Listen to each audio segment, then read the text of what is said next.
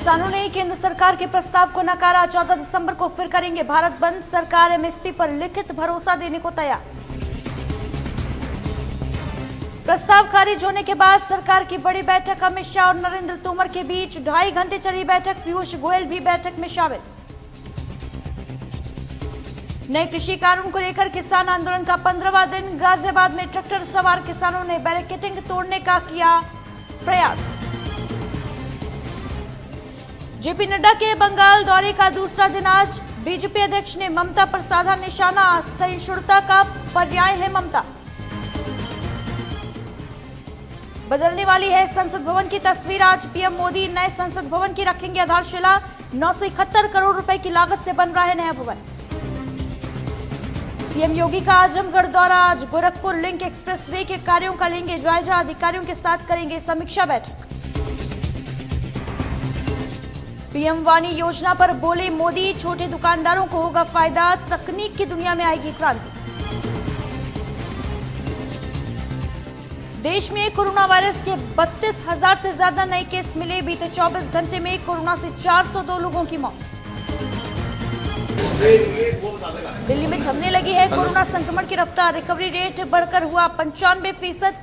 24 घंटे में कोरोना के 2,463 नए केस। महाराष्ट्र में कोरोना वायरस का कहर जारी। 24 घंटे में 4,026 नए मरीज मिले। कोरोना वायरस से 53 लोगों की मौत। आजमगढ़ में पुलिस बदमाशों के बीच मुठभेड़। शातिर लुटेरा शैलेंद्र पासी घायल। बड़ी लूट की वारदात को अंजाम देने की फिराक में था।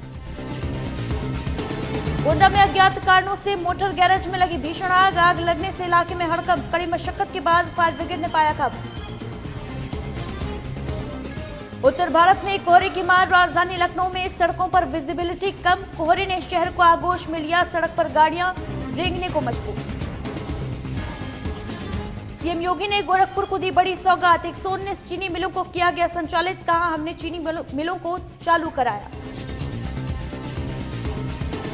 किसानों को लेकर सपा का बीजेपी पर वार। कहा, भाजपा करती है झूठे वादे। यूपी में नहीं हुआ आज तक कोई इन्वेस्टमेंट। हरिद्वार में कुंभ मेला आईजी ने हर की पैड़ी का निरीक्षण किया। क्षतिग्रस्त रैली और सीढ़ियों की मरम्मत के निर्देश दिए। कोविड-19 से बचाव के भी निर्देश। हरिद्वार में युवा कांग्रेस ने फूका कृषि मंत्री का पुतला। कृषि बिल को वापस लेने की मांग। मुख्यमंत्री आवास घेरने की चेतावनी। हरिद्वार में एसएसपी ने बोगावाला थाने का किया वार्षिक निरीक्षण। साफ सफाई को लेकर जताया संतोष। लंबित मामलों को जल्द निपटाने के निर्देश। हरिद्वार में 3 दिन से लापता पति की तलाश में पत्नी। दर-दर ठोकरें खा रही महिला। पीड़िता ने लगाई पुलिस प्रशासन से गुहार। हरिद्वार में मामूली विवाद में 2 युवकों में मारपीट। मारपीट का वीडियो सोशल मीडिया पर वायरल। पैसे के लेन-देन को लेकर हुआ विवाद। देहरादून में पत्रकारों का हल्ला बोल। सीडीओ पर तानाशाही करने का आरोप। सीएम और राज्यपाल को ज्ञापन सौंपा। चमोली में लोगों ने डीएम को सौंपा ज्ञापन। पुलिस पर लगाए गंभीर आरोप। अवैध वसूली और उत्पीड़न का आरोप। टिहरी में युवक की मौत पर ग्रामीणों का हंगामा। ऑलवेदर रोड के पैदल रास्ते से गिरने पर मौत। कंपनी पर लगाया आरोप।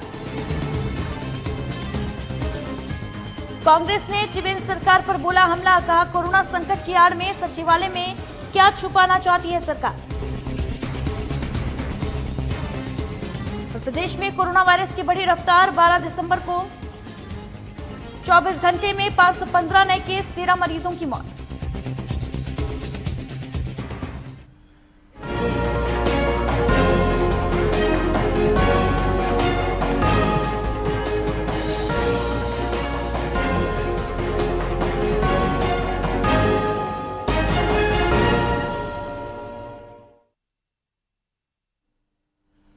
नमस्कार, स्वागत है आपका। आप देख रहे हैं न्यूज लाइव। मैं हूं आपके साथ अदिति मिश्रा। कृषि कानूनों को लेकर किसानों का आंदोलन लगातार जारी है। आज आंदोलन का 15वां दिन है और आपको बताते चलें कि इस बीच किसानों ने सरकार का प्रस्ताव मानने से इंकार कर दिया है। किसानों ने पूरे देश में प्रदर्शन का ऐलान किया है और 12 दिसंबर को हाईवे जाम होंगे। 14 दिसंबर को पूरे देश में मुख्यालय पर धरना प्रदर्शन होगा किसानों का। तो किसानों की क्रांति लगातार उग्र रूप लेती जा रही है। आज आंदोलन का 15वां दिन है, आपको बताते चलें। और इस बीच किसानों ने सरकार का प्रस्ताव खारिज कर दिया है, ठुकरा दिया है। किसान अपनी मांग पर लगातार अड़े हुए हैं और बस एक ही मांग है कि कृषि कानूनों को सरकार वापस ले।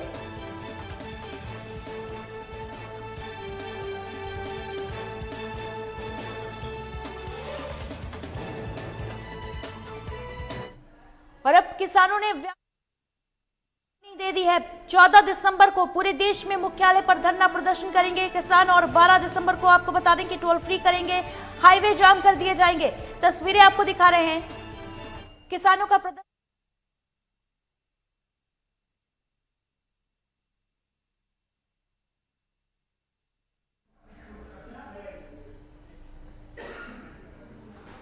गाजियाबाद से हमारे सहयोगी जावेद चौधरी हमारे साथ लाइव जुड़ रहे हैं तमाम जानकारी के साथ। जावेद, किसानों का आंदोलन जो है वो थमने के बजाय और अधिक उग्र होता जा रहा है, बढ़ता जा रहा है। 15 दिनों से किसान जो है वो प्रदर्शन कर रहे हैं और इस बीच सरकार ने हालांकि मनाने की कोशिश जरूर की। प्रस्ताव जो सरकार ने दिए उसको किसानों ने नकार दिया है और अब एक बड़े और व्यापक स्तर पर आंदोलन की तैयारी कर रहे हैं किसान। जी बिल्कुल, जैसे बता दूं कि किसान आंदोलन को बड़ा 15 दिन भी हो गया है। और उसके अलावा आपको बता दें कि जिस तरीके से किसान आंदोलन कर रहे हैं, काफी तादाद में किसान इकट्ठा है। किसान जो लगातार बॉर्डरों पर जमा है और किसान द्वारा जो लगातार बात चल रही थी, छठे दौर की वार्ता भी बेनतीजा निकली है। सरकार और किसानों द्वारा जो बात तो चल रही थी और बैठक जो हुई है उसमें भी कोई हल नहीं निकल पाया। उम्मीद थी किसानों को कि कहीं ना कहीं सरकार इस काले कानून को वापस लेगी, मगर सरकार ने कुछ संशोधन के चलते उनको कुछ प्रस्ताव भेजा, मगर उस पर भी अमल नहीं हो पाया। यानी किसानों ने जो प्रस्ताव दिया था वो सरकार ने खारिज कर दिया। किसान उसी बात को लेकर काफी उग्र नजर आए और उन्होंने देखा गया कि गाजीपुर बॉर्डर पर भी उन्होंने बैरिकेड तोड़ने का प्रयास भी किया। हालांकि किसानों ने बड़ा एक अल्टीमेटम दिया है। उन्होंने कहा कि 12 तारीख को वो पूरे देश के टोल टैक्स जो टोल है उनको फ्री कर देंगे। यानी कि धरना प्रदर्शन लंबे और बड़े उसमें होगा। और जिस तरीके से किसान आंदोलन की रूपरेखा तैयार की जा रही है, यानी कि जो महापंचायत और मीटिंग में तय हो रहा है उसमें बड़े उग्र आंदोलन की रूपरेखा तैयार की है। यानी कि अब 12 और 14 तारीख को, यानी अगर गाजियाबाद की बात करें तो किस तरीके की स्थिति इस वक्त आपको वहां पर नजर आ रही है, और साथ ही जिस तरीके से किसानों की एक नई रणनीति अब तैयार हो रही है उग्र आंदोलन की, ये जो रणनीति है किसानों की, ये जो उग्र आंदोलन होगा वो प्रशासन के लिए कहीं ना कहीं एक बड़ी चुनौती के रूप में देखा जा सकता है। क्या कुछ तैयारियां हैं प्रशासन की? जी बिल्कुल, जिस तरीके से बता दूं कि किसान संगठनों जो उन्होंने 12 तारीख को उन्होंने जो टोल टैक्स बंद करने की बात की है और तमाम जो किसान है गाजीपुर बॉर्डर पर यहाँ जमा है, लगातार आ भी रहे हैं। या जिला प्रशासन ने भी पुख्ता इंतजाम किए हैं। हालांकि किसानों को समझाने बुझाने का लगातार प्रयास किया गया है और उनसे खास तौर पर उनको बताया भी गया है कि कोई भी ऐसी चीजें नुकसान न कर दी जाए। और जिला प्रशासन भी हर तरीके से अलर्ट है और चुस्त यहाँ दिखाई दे रहा है। जिला प्रशासन के आला अधिकारी मौके पर मौजूद है। गाजीपुर बॉर्डर पर लगातार भारी फोर्स भी तैनात है और सभी किसानों को समझाया बुझाया जा रहा है, क्योंकि वो उनको 12 तारीख को दिल्ली भी कूच करना है। यानी दिल्ली भी कूच करने का आह्वान उन्होंने दिया है। उन्होंने सीधा अल्टीमेटम दिया है कि गाजीपुर से जो किसान हैं वो सभी दिल्ली में प्रवेश कर जाएंगे। यानी 14 तारीख को जिस तरीके से उन्होंने मुख्यालय पर धरना प्रदर्शन की बात की है, बड़े आंदोलन की बात की है, जिला प्रशासन भी खास तौर पर चुस्त नजर आया है और सभी जो सुविधाएं हैं वो अलर्ट कर दी गई है। सभी जो सुरक्षा व्यवस्था को मजबूत कर दिया गया है। बैरिकेडों को वहां पर मजबूती के तरीके से वहां पर तैनात कर दिया गया है और सुरक्षा के दृष्टि से किसानों को समझाने बुझाने के लिए भी टीमें तैयार कर दी गई है। यानी कि क्षेत्रों को पूरे जिले को बांट दिया गया है। जो बॉर्डर एरिया है, यानी कि 4 बॉर्डर गाजियाबाद से कहलाते हैं, लोनी बॉर्डर, यूपी बॉर्डर और गाजीपुर बॉर्डर से जुड़े हैं, और एक नोएडा बॉर्डर जो है वो जो दिल्ली से जोड़ता है। सभी बॉर्डर पर भारी सुरक्षा व्यवस्था तैनात कर दी गई है। जी, तमाम जानकारी के लिए बहुत बहुत शुक्रिया आपका जावेद। तो सरकार के साथ कृषि कानूनों पर सभी बातचीत बेनतीजा साबित होने के बाद अब किसान अपने प्रदर्शन को और अधिक उग्र और व्यापक करने की तैयारी में जुट गए हैं। फिलहाल यहाँ वक्त एक छोटे से ब्रेक का है। ब्रेक के उस पार खबरों का सिलसिला जारी रहेगा।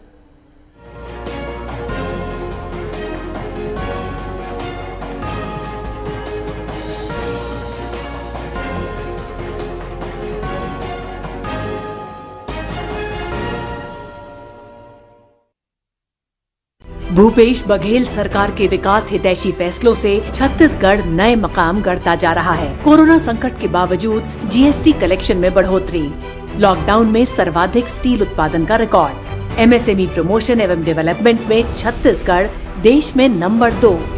छत्तीसगढ़ में 464 से ज्यादा स्टार्टअप्स को मिली मान्यता। छत्तीसगढ़ को best emerging startup ecosystem state घोषित किया गया। छत्तीसगढ़ की नई औद्योगिक नीति बनाते वक्त ही हमारा लक्ष्य स्पष्ट था कि हमें कोर सेक्टर उद्योगों के साथ साथ कृषि आधारित उद्योगों और वैश्विक तकनीकी आधारित उद्योगों की भी स्थापना और विकास करना है। स्पंज आयरन एवं स्टील सेक्टर के उद्योगों के लिए विशेष पैकेज घोषित। कोर सेक्टर उद्योगों को पूरे राज्य में विद्युत शुल्क छूट। छत्तीसगढ़ राज्य खाद्य प्रसंस्करण मिशन की अवधि 31 अक्टूबर 2024 तक बढ़ाई गई। भूजल के औद्योगिक उपयोग के लिए निर्धारित जल दरों में कमी। एमएसएमई को स्थायी पूंजी निवेश अनुदान की सुविधा। उद्योगों के लिए 15 दिन में भूमि का डायवर्जन। किसानों को स्थानीय स्तर पर ही समुचित मूल्य दिलवाने के लिए धान और गन्ने पर आधारित जैव ईंधन बायो इथेनॉल के उत्पादन को उच्च प्राथमिकता श्रेणी में शामिल किया गया। 2 साल के भीतर भूपेश बघेल सरकार के नेतृत्व में छत्तीसगढ़ ने जिस तरह संभावनाओं के द्वार खोले हैं, वो पूरे देश को राह दिखा रहा है। बुलेट की रफ्तार से बताएंगे देश के हालात, जानेंगे पिछले 24 घंटे की सभी खबरें खास। देखिए 3 की बात हमारे साथ एक नए अंदाज में। अगर नौकरी में तरक्की न मिलने, आपसी संबंधों में खटास होने, घर वालों से सम्मान न मिलने या घर के निरंतर कलेश से हैं परेशान, तो कॉल करिए 9795777775 पर, जहां आचार्य धनंजय जी आपको देंगे हर समस्या का समाधान। देखिए नक्षत्र चक्र हर रोज सुबह 7:30 बजे सिर्फ लाइव टुडे पर।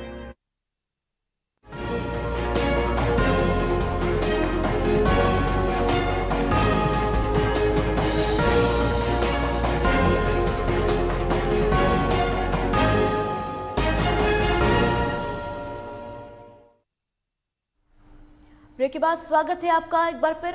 आज प्रधानमंत्री नरेंद्र मोदी संसद भवन की नींव रखेंगे, नए संसद भवन की नींव रखेंगे, आधारशिला रखेंगे प्रधानमंत्री नरेंद्र मोदी। आपको बताते चलें कि 64,500 वर्ग मीटर क्षेत्र में इस नए संसद भवन का निर्माण होगा, जिसकी आधारशिला आज प्रधानमंत्री रखेंगे। 971 करोड़ रुपए की लागत से बनेगा नया संसद भवन और 4 मंजिला नया संसद भवन आधुनिक सुविधाओं से लैस होगा। भवन के अंदर भारत के गौरवशाली इतिहास की झलक भी नजर आएगी। पीएम नरेंद्र मोदी भूमि पूजन करने के बाद देश की जनता को संबोधित भी करेंगे।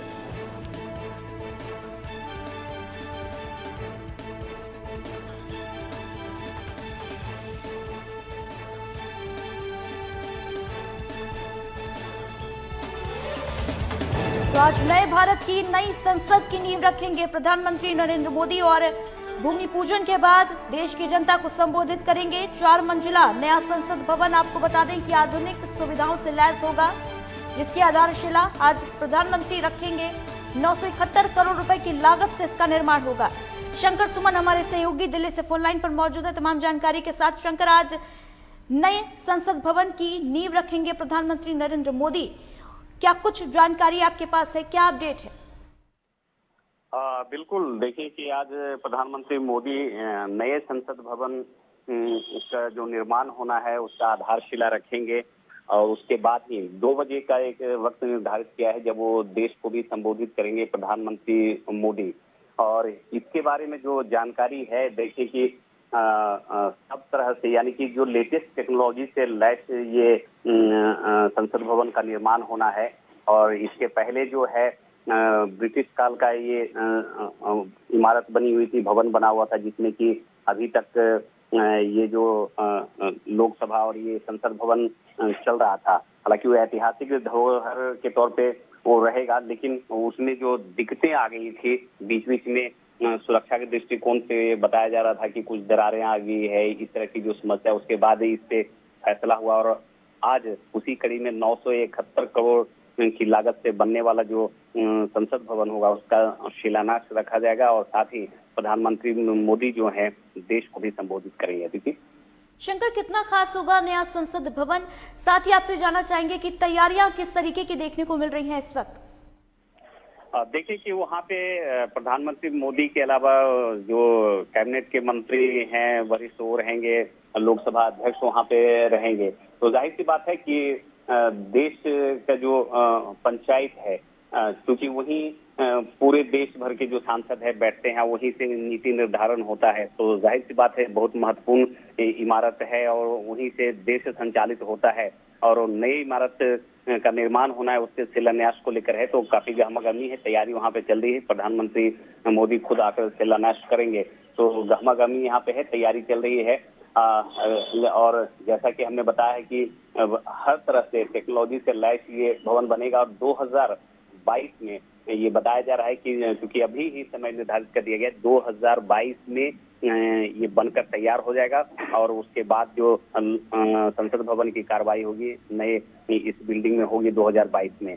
तो अभी ही तय कर दिया गया है। लागत जो है वो भी बताया गया है सरकार की तरफ से कि 971 करोड़ में ये बनकर तैयार होगा। वही समय भी इसे फिक्स कर दिया गया है, निर्धारित कर दिया गया है कि 2022 में बनकर तैयार हो जाएगा। तमाम जानकारी के लिए बहुत बहुत शुक्रिया आपका शंकर।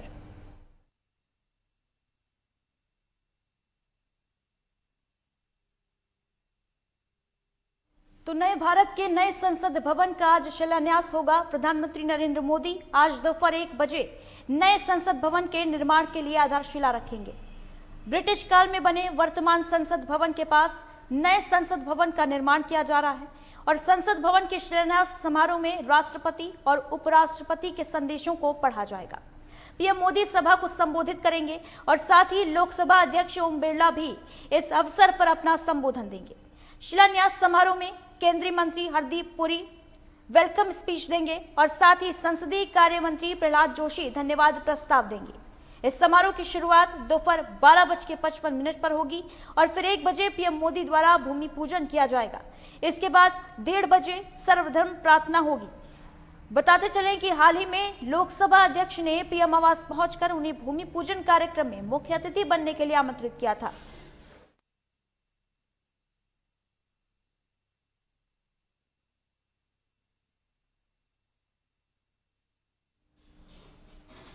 आगे बढ़ेंगे खबरों में। मुख्यमंत्री योगी आदित्यनाथ आज आजमगढ़ के दौरे पर जाएंगे। बड़ी खबर आपको बता रहे हैं, सीएम योगी आज आजमगढ़ के लिए रवाना होंगे। दोपहर 3 बजे आजमगढ़ पहुंचेंगे मुख्यमंत्री, जहां गोरखपुर लिंक एक्सप्रेसवे के कार्यों का जायजा लेंगे, निरीक्षण करेंगे।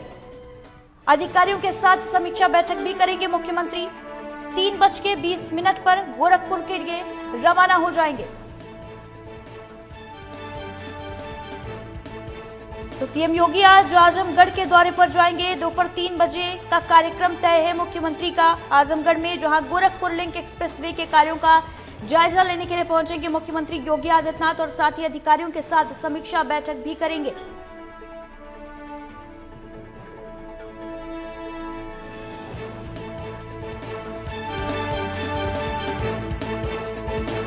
गोरखपुर के लिए रवाना होंगे मुख्यमंत्री।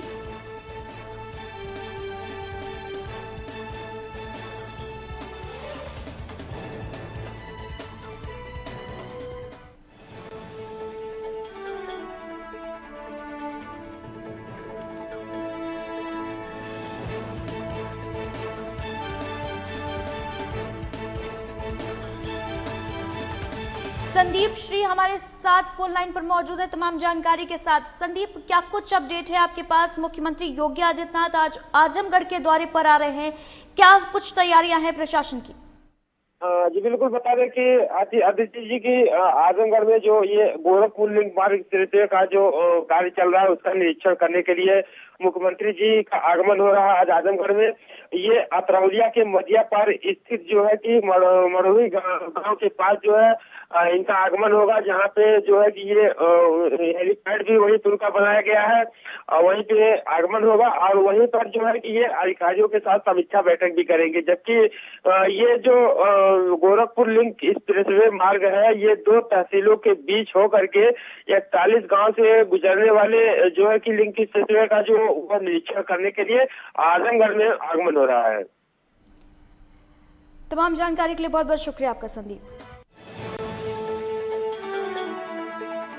आदित्यनाथ आजमगढ़ के दौरे पर जाएंगे, जहां गोरखपुर लिंक एक्सप्रेस वे का निरीक्षण करेंगे, जायजा लेंगे कार्यों का। और साथ ही अधिकारियों को तमाम निर्देश भी देंगे।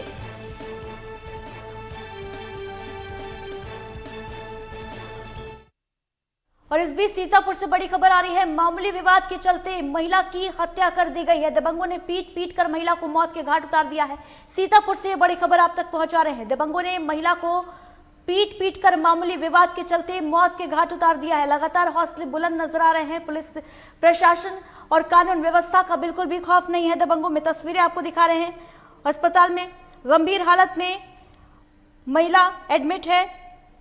बताया जा रहा है कि शराब पीकर हंगामा कर रहे थे दबंग और महिला ने इसका विरोध किया तो उसे जमकर पीट दिया। शराबी युवक के घर वालों ने घटना को अंजाम दिया है। महोली कोतवाली इलाके के चडरा क्षेत्र का यह मामला सामने आ रहा है। तो सीतापुर से बड़ी खबर आपको बता रहे हैं। मामूली विवाद के चलते महिला की हत्या कर दी गई है। दबंगों ने महिला को पीट कर मौत के घाट उतार दिया। शराब पीकर हंगामा कर रहे थे दबंग और इसका विरोध करने पर महिला को पीट कर मौत के घाट उतार दिया। गंभीर हालत में महिला को अस्पताल ले जाया गया था, जहां महिला ने दम तोड़ दिया। महोली कोतवाली इलाके के चडरा क्षेत्र का यह मामला सामने आ रहा है।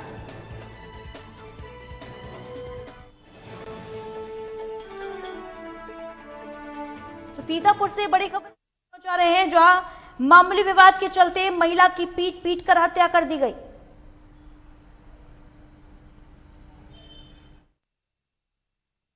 शमी अहमद हमारे सहयोगी इस पूरी खबर पर हमारे साथ लाइव जुड़ रहे हैं। शमी, मामूली विवाद में एक महिला की हत्या कर दी गई है सीतापुर में, क्या कुछ कार्रवाई हुई है पूरे मामले पर अब तक? बिल्कुल अदिति, मैं आपको बताना चाहूंगा कि ये जो पूरा मामला है ये क्षेत्र के चडरा गांव का मामला है, जहाँ पर देर रात में जो है दो पक्षों में शराब पीकर जो है दो पक्षों के द्वारा हंगामा किया गया है, जिसमें आपस में दोनों पक्षों के बीच में मारपीट हुई है। मारपीट के दौरान जो महिला है माया देवी, वो जो है दोनों पक्षों में बीच बराव कर रही थी। इसी दौरान जो है एक जो दबंग पक्ष है उसकी तरफ से लाठी मार दी गई उसके सर पर, जिससे वो गंभीर रूप से घायल हो गई। जिसके बाद जो है उसको इलाज के लिए जिला अस्पताल में भर्ती कराया गया, जहां पर उसकी देर रात में मौत हो गई है। फिलहाल जो है पूरे मामले को लेकर पुलिस का कहना है कि मुकदमा जो है पंजीकृत कर लिया गया है। उसमें एक जो आरोपी शख्स है उसको गिरफ्तार भी कर लिया गया है। पूरे मामले की जांच पड़ताल की जा रही थी। लेकिन शमी, ये पूरा जो मामला है, पूरी जो घटना है, वो इस बात को कहीं ना कहीं इंडिकेट कर रहा है कि बिल्कुल भी दबंगों में कानून व्यवस्था का खौफ नहीं रह गया है। आए दिन ऐसी वारदातें सामने आ रही हैं। जी बिल्कुल अदिति, आपका कहना साफ तौर पर सही है कि जो कानून व्यवस्था की अगर बात करें तो सीतापुर में जिस तरीके से जो दो पक्षों में जो है शराब पीकर जो है आपस में हंगामा किया जाता है, उसके बाद में मारपीट होती है, इसमें एक महिला की मौत हो जाती, तो कहीं ना कहीं पर जो है पुलिस प्रशासन पर भी एक सवालिया निशान खड़े करती है कि जो कानून व्यवस्था का जो डर है वो दबंगों के अंदर से निकलता हुआ नजर आ रहा है। तमाम जानकारी के लिए बहुत बहुत शुक्रिया आपका शमी। और इन्हीं खबरों के साथ बुलेटिन में बस इतना ही। देश और दुनिया की तमाम बड़ी खबरों के लिए बने रहिए हमारे साथ, देखते रहिए लाइव टुडे।